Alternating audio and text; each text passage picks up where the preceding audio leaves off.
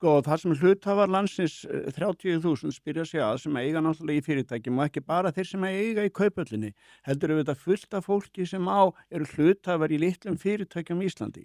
Litlu fyrirtækin eru þetta það sem að halda yfirleitt efnahagslífinu gangandi þetta, þó að stóru fyrirtækin séu með massana af fólkinu.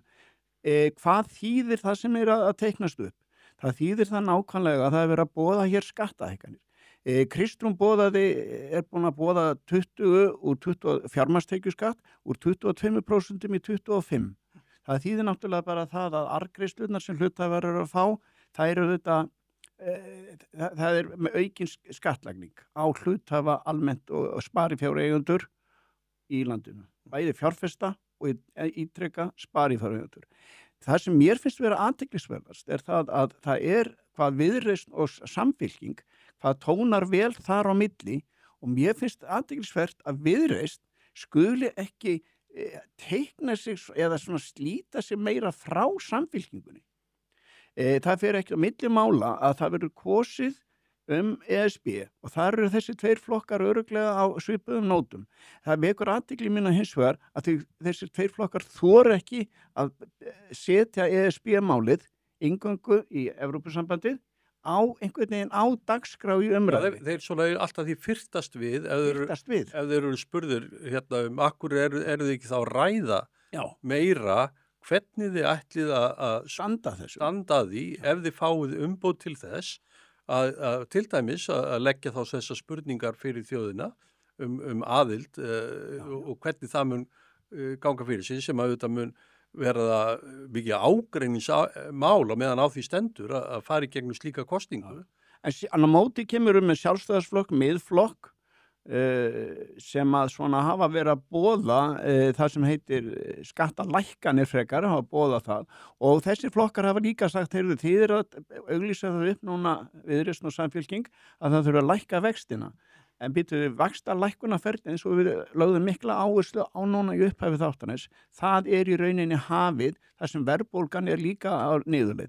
Þannig að stóra mál í þessum kosningum það tengist náttúrulega upphaflega umfjöllunarefni okkar vexti og verðbólgu. Já, og ríkisfjármál verða náttúrulega lykil þáttur áfram í því hvernig tiltekst að býða við verðbólgu og vilja Seðlabankans til þess að lækka stýrivexti. Það er líka vegna þess að sko ef við erum að tala ekki bara skattahækkanir til þess að auka afgang á ríkissjóði, við erum að tala skattahækkanir vegna þess að það á að keyra áfram á miklum útgjöldum.